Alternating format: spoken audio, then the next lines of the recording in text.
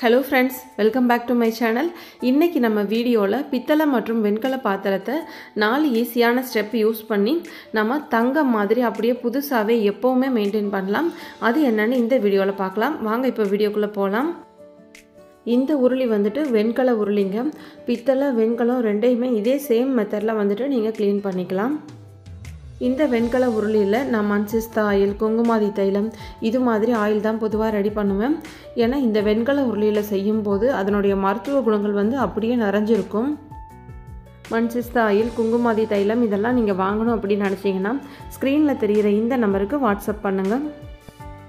இப்போ வந்து ஃபஸ்ட்டு ஸ்டெப்புங்க. இதை க்ளீன் பண்ணுறதுக்கு நமக்கு தேவையான பொருள் வந்துட்டு வெறும் ரெண்டு பொருள் தாங்க.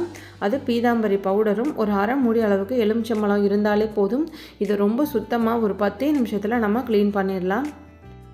இப்போ வந்து ஃபஸ்ட்டு ஸ்டெப் என்ன பண்ணணும்னா இந்த அரை மூடி எலுமிச்சம்பழத்தை வச்சு இந்த பாத்திரம் ஃபுல்லாக நல்லா தேய்ச்சி விடுங்க.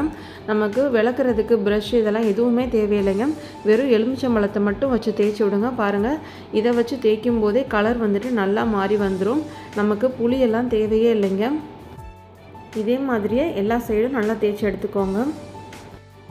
இப்போது செகண்ட் ஸ்டெப் என்ன பண்ணணும்னா 2 டீஸ்பூன் அளவுக்கு பீதாம்பரி பவுடரை இதில் போட்டு அதே எலுமிச்சம்பழ தோலை வச்சு திருப்பியும் நல்லா ஒரு வாட்டி விளக்கி விடுங்க.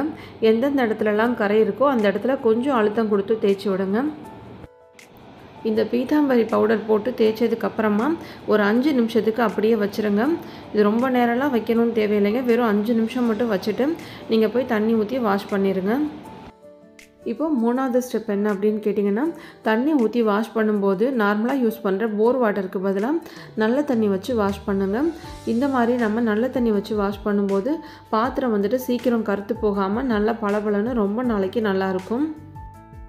இப்போ அடுத்ததாக ஃபோர்த்து ஸ்டெப் என்ன அப்படின்னா நம்ம விளக்கி கழுவி வச்ச இந்த பாத்திரத்தை அப்படியே ஈரத்தோடு வைக்காமல் ஒரு சுத்தமான காட்டன் துணி வச்சு நல்லா தொடச்சி எடுத்துட்டு ஒரு 5 to 10 மினிட்ஸ் மட்டும் வெயிலில் வச்சு எடுத்துருங்க.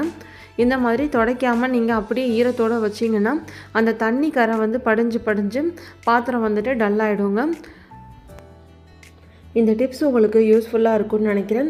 இந்த டிப்ஸ் உங்களுக்கு பிடிச்சிருந்தா மறக்காமல் நம்ம சேனலை சப்ஸ்கிரைப் பண்ணி உங்களுடைய சப்போர்ட்டை எனக்கு எப்போவுமே கொடுங்க. தேங்க்யூ.